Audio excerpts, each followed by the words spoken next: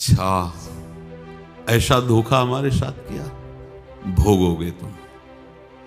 ये जो निकलता है ना भोगोगे, ये अकाट्य होता है। क्योंकि किसी का भी हृदय, मान लो किसी भी जीव जंतु को आप कष्ट दें और उसका हृदय आह भर जाए, तो वो आह वज्र की लीक है, तुम्हें भोगना पड़ेगा। वो आह किसी की ना लेना जिंदगी। कोई ऐसा कोई आह भर करके कह दिया तुम समर्थ हो, हम तो कुछ कर नहीं सकते, और अंदर से दुखी, फिर तुम्हारी सामर्थ्य काम नहीं करेगी, मिट्टी में मिला देगी। ऐसा नहीं कि आप जो कर रहे हैं कोई देख नहीं रहा, कोई हिसाब किताब नहीं, जो कर रहे हैं अवश्य में भोक्तव्यम। बहुत सावधान। जीव स्वयं नित्य निरंतर कर्मों के जाल को रच रहा है और अपने आप को बांध रहा है। आपको मुक्त होना है, बंधना नहीं है।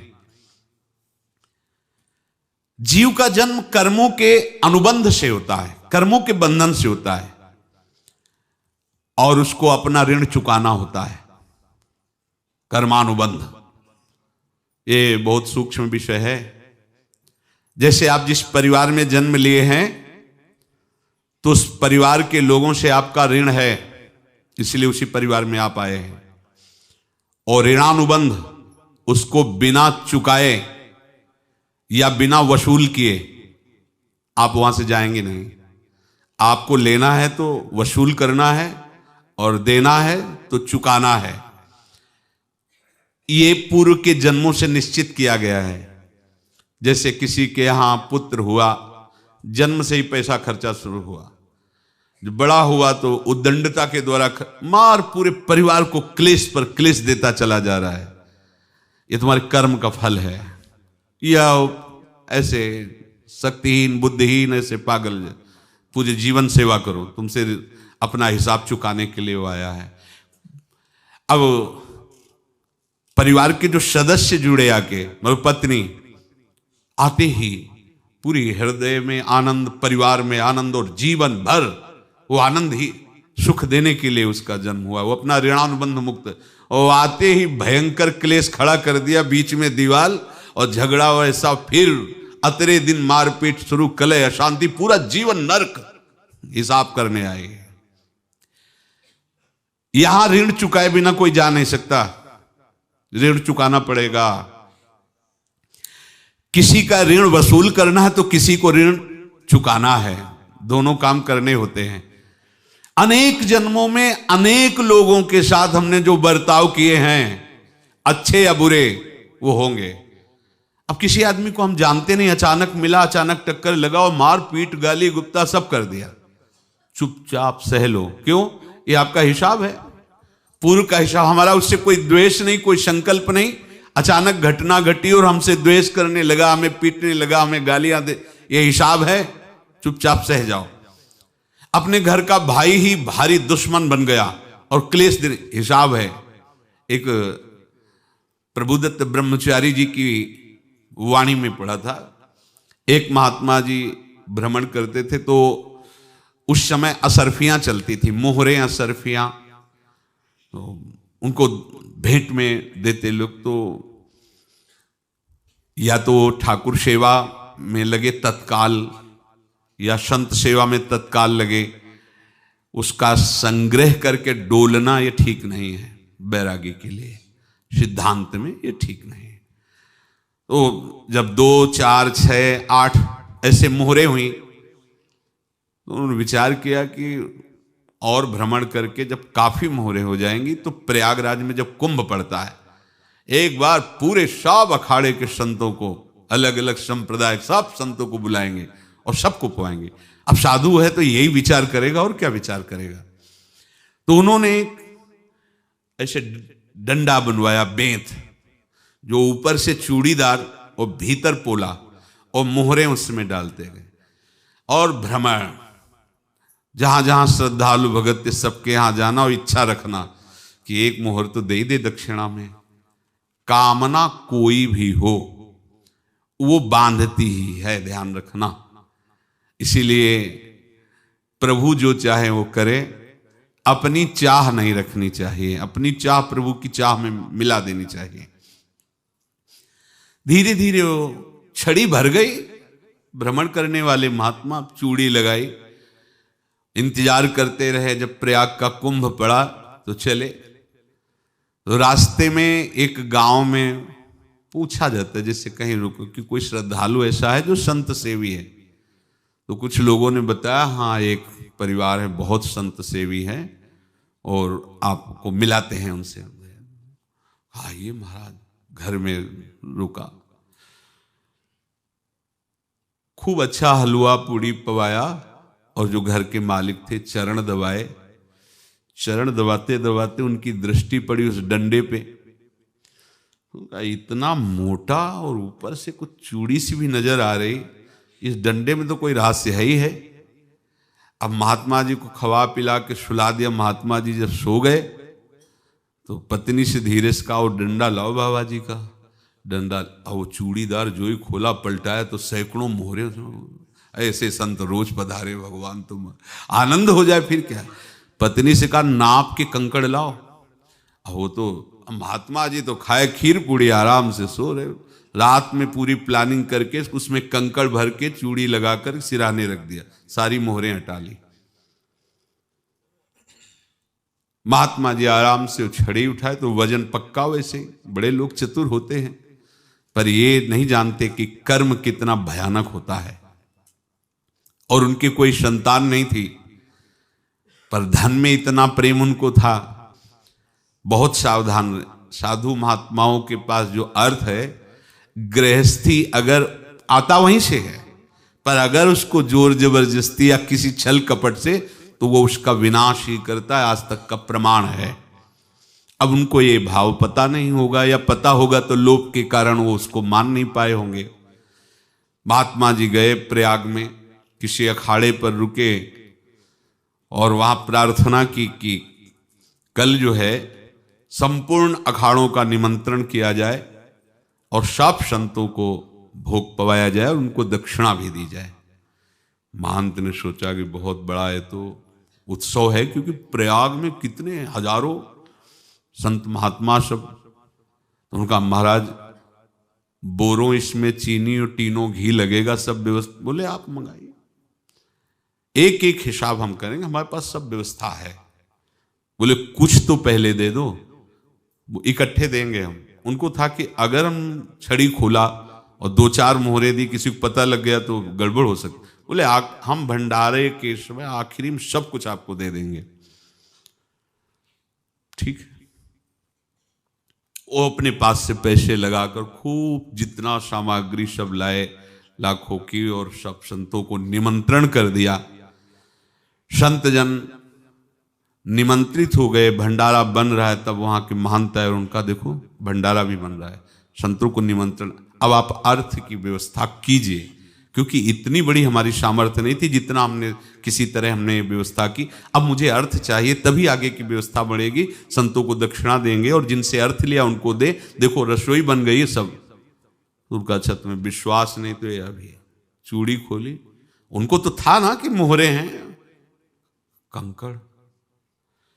तो जैसे कितना उनको सदमा लगा होगा। हजारों संतों का निमंत्रण, रसोई बन, मतलब संत हो के छल कपट। तो उनका महाराज आपने तो हमारा नाश कर दिया, जो महंत थे। अब बताओ रसोई बन गई, संत निमंत्रित हो गए और आप ये कंकड़ दिखा रहे हैं हमको। आपने तो हमें बर्बाद कर दिया, हमारी इतनी सामर्थ्य नहीं थी, आप पहले बता देते। संत होकर ऐसा छल कपट। अब वो बोले तो क्या बोले, क्योंकि उनको पता था कि मोहरे हैं इसमें। अंदर से उनका चिंतन गया उसी सेठ के पास, अच्छा ऐसा धोखा हमारे साथ किया, भोगोगे तुम। ये जो निकलता है ना भोगोगे, ये अकाट्य होता है। क्योंकि किसी का भी हृदय, मान लो किसी भी जीव जंतु को आप कष्ट दें और उसका हृदय आह भर जाए, तो वो आह वज्र की लेख है, तुम्हें भोगना पड़ेगा। वो देखो भीष्म जी को भोगना पड़ रहा है ना। सांप को ऐसे धनुष की नोक से उठाया और बंबूल के कांटों के ऊपर फेंक दिया, कई दिन तक शेदा हुआ, वो आह भर करके मरा। तो आपको 6 महीने बाणों की सैया पर आह किसी की ना लेना जिंदगी में। कोई ऐसा कोई आह भर करके कह दिया तुम समर्थ हो, हम तो कुछ कर नहीं सकते। और अंदर से दुखी, फिर तुम्हारी सामर्थ्य काम नहीं करेगी, मिट्टी में मिला देगी। फिर ये तो संत थे और भगवत आराधना के लिए, संत आराधना के लिए ही ऐसा किए हुए थे। अब इनका कैसे मुंह दिखाएं? अब क्या करें? सुबह संत जन आएंगे, सबके बीच में हमारी कि देखो इन्होंने, अब क्या करें? गए और संगम में जाके छलांग लगाई, अपने प्राण त्याग दिए। अब उनके तो पास मोहरे थी और व्यापार बढ़ा, और 9-10 महीने बाद ही लड़का हुआ। अब तो उनको कि संत फलीभूत हो गया। देखो व्यापार चल रहा, लड़का नहीं होता था, लड़का भी हो गया। बड़ा आनंद छा रहा है। जब से वो प्रकट हुए और धन की वृद्धि शुरू हो गई, पढ़ाई लिखाई में उनके खर्चा हुआ सब, बस बीमारी शुरू हो गई उनके शरीर में। अब उसमें पैसा जाना शुरू हुआ। इतने आसक्त तो वो दोनों हो गए कि कुछ भी हो, व्यापार ठप, संपत्ति बेचना शुरू। तो उन्होंने कहा कि बेटा मैं क्या कर सकता हूं तुम्हारे लिए? बोले हमारी अंतिम इच्छा है, प्रयाग चलो और जितने प्रयाग में संत महात्मा सबको एक बार भंडारा करवाओ। हमारी इच्छा अंतिम है, क्योंकि अंतिम यही इच्छा थी। तो बोले अब ज्यादा संपत्ति तो नहीं रह गई। तो बोले घर बेच दो, मेरे लिए ही तो है, बेच दो। मुझे लगता मैं बचूंगा नहीं, पर मेरी अंतिम इच्छा पूर्ण कर दो। घर बेच दिया, जेवर बेच दी। वहां गए, जब संत सेवा की तो बोले मुझे संगम तक ले चलो। संगम तक ले गए और बोले समझे तुम चुराए थे और हमने उसको छीना है, कुछ नहीं रह गया तेरे पास कुछ, अब केवल ममता और आसक्ति में जलकर मर और नरक प्राप्त कर। मैं वही महात्मा हूं जिसकी तूने मोहरे ली थी, शरीर छोड़ दिया।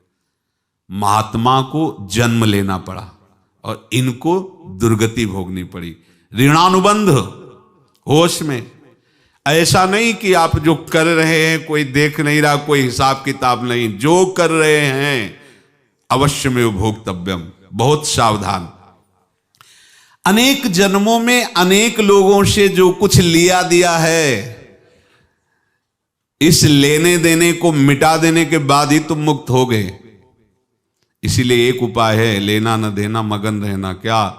मालिक को समर्पित हो जाओ, मालिक को अपना माना हुआ समर्पित कर दो, खत्म। अहम त्वाम स्वरूपापेभ्यो मोक्षयिष्यामि, सब खत्म। आगे पीछे लेना देना सब खत्म। एकादश स्कंद में भगवान श्री कृष्णचंद्र जी ने कहा, जो मेरे चरणों का आश्रय लेकर भक्त मेरा भक्ति करता है, उसके पितृ ऋण, मातृ ऋण, देव ऋण, ऋषि ऋण, सब ऋणों से मैं मुक्त कर देता हूं। बस यही एक उपाय है जो इसके बंद करने का उपाय भक्तों के लिए है। वो यही है, भगवान की शरण में होकर अपना माना हुआ पूरा भगवान के अर्पित कर दो। अर्पित करने का तात्पर्य उसमें अहम हटा दो। तो दियम वस्तु गोविंदम तुभ्यमेव समर्पये। जिनसे तुमने सेवा करवाई है उनकी सेवा करनी पड़ेगी। जिनसे तुमने जो कुछ लिया है उनको देना पड़ेगा। ये लेने देने का व्यापार जब तक समाप्त नहीं होगा तब तक तुम्हारा जन्म मरण चलता रहेगा। अब आपको यहां समझना है, यदि आपसे किसी ने पैसे लिए बेईमानी करके नहीं दे रहा है तो आप उसको गाली मत दीजिए। आपने बेईमानी की थी इसलिए आपकी बेईमानी हुई है, ले गया, कोई बात नहीं है, बंधन से मुक्त हुए, जो बोझा था चला गया। उसको ऐसा ना देखे कि ये बेईमान हमारे रुपए मार लिए, अब जो कुछ होगा देखेंगे। अगर आप आगे नया कुछ करते हैं तो फिर आगे का हिसाब आपको भोगना पड़ेगा, ध्यान रखना। ऐसा नहीं है कि आपको भोगना नहीं पड़ेगा। एक ही उपाय है कि अब जो शरीर धारण किए इसी में जो भोग ले, आगे ना होना चाहिए। तो क्या करे? सर्वतो भावेन भगवान की शरण ले ले। ये तो सर्वाणि कर्माणि मयि सन्न्यस्य मत्पराहा अनन्येनैव योगेन माम ध्यायन्तु उपासते तेषामहं समुद्धर्ता मृत्यु संसार से। ये बड़ा कठिन है पार होना, कोई छोटी मोटी बात है। एक महात्मा बाल्यावस्था से भजन करते थे, शालिग्राम भगवान पास रखते थे और उन्हीं की आराधना करके बस पाठ, नाम, जप और भ्रमण करते थे। यौवन अवस्था थी, गंगा जी के किनारे अपने ठाकुर को विराजमान करके स्नान करने के लिए कपड़ा ही उतार रहे थे कि 90 लोग आ गए, भाला तलवार सब ले, मारो मारो इसको मारो, घेर लिया। तो उन्होंने हाथ जोड़कर कहा हमने क्या अपराध किया, कोई सुन ही नहीं रहा। तो उन्होंने कहा मार तो डालोगे ही आप 90 लोग, हम कोई अस्त्र शस्त्र तो लिए नहीं, एक बार हमें गंगा में डुबकी लगा देने दो और अपने ठाकुर को स्नान करा देने दो, फिर इसके बाद आप मार देना। भगवत इच्छा से वो लोग रुक गए, स्नान किया और अंदर से प्रार्थना की, प्रभु ये क्या लीला है आपकी, आपके सिवा मेरा कोई है नहीं और ये मुझे मारना चाहते हैं। तो भगवान ने जानते हो क्या कहा उनके अंतर में, तुम मेरे में ध्यानस्थ हो करके शरीर को छोड़ो, ये लोग मारेंगे, ये मेरे भजन का फल है कि तुम्हें 90 जन्म नहीं लेना पड़ेगा, एक ही जन्म में 90 मिलके, तुमने 90 हिंसा की थी पूर्व में, तो तुम्हें 90 बार जन्म लेना होता और एक एक करके मारते। ये मेरे भजन का प्रताप है कि एक बार में ही 90 का हिसाब हो जाएगा। तुम आंख मूंदो, मेरे ध्यान में मगन रहो, मेरे प्रताप से तुम्हें कोई चोट नहीं होगी और स्वाभाविक मूर्छावस्था में प्राण तुम्हारे छूट जाए। ऐसा ही हुआ, ऐसा हुआ। तो ये बात समझ लो कि ये जो कर्मानुबंध है, ऋणानुबंध है। आप देखो, अगर शाप महात्माओं ने दिया कि तुम्हारे वंश का इससे विनाश होगा, तो भगवान भी परम धाम जा रहे तो उसी कील से, बाण की नोक में जो मछली लील गई थी छोटा कण, उसी से की नोक बनाई और उसी नोक को प्रहार किया, भगवान के श्री चरण में वही बाण की नोक लगी और भगवान ने स्वीकार किया ना। भगवान का बड़ा लीला विचित्र है। अगर छुप करके उधर रामावतार में बात, तो इधर ऐसे स्वीकार किया है भगवान ने। ऐसा कहीं नहीं दिखाया कि मैं भगवान हूं तो मैं अपने लिए, ऐसा नहीं दिखाया। नारद जी का हित किया पर नारद जी ने श्राप दिया तो भगवान ने स्वीकार किया। बंदरों ने ही सहायता की, जैसा बोले थे वैसा। ये लीला इस शरीर में भोगनी पड़ेगी। हाँ, ज्यादा को कम में भुगता देंगे, पर अब अगला शरीर ना मिले इसके लिए सर्वतो भावेन भगवान के आश्रित हो जाए। जैसे आपने दुकान फैला रखी है तो उसमें दो काम होते हैं, लेना और देना। किसी को उधार दिया है तो हमें उससे लेना है, और कोई नगद देकर सामान ले रहा है तो उसे सामान देना है, या उधार लिया है तो हमें उधार देना है। अब अगर दुकान बंद करनी है तो तुम्हें देने वालों पर जोर देना है, लेने वालों पर जोर नहीं। लेने वाला तो जाओ हम क्षमा किया, समर्पित किया, हमारा कोई संबंध नहीं, खत्म हो जाए, वो खुशी हो जाएगा। लेकिन देने वाला तुम अगर दुकान भी उठा दोगे तो जहां भी रहोगे तुम्हारे पास वो आएगा, लाइए हमारा।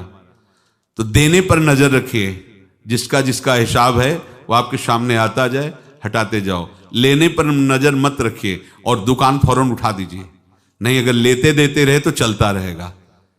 आगे चलकर कुछ लेना न देना, मगन रहना बस अपने प्रभु के चिंतन में। अब हम कैसे जाने कि किसको क्या देना है, हमें क्या पता?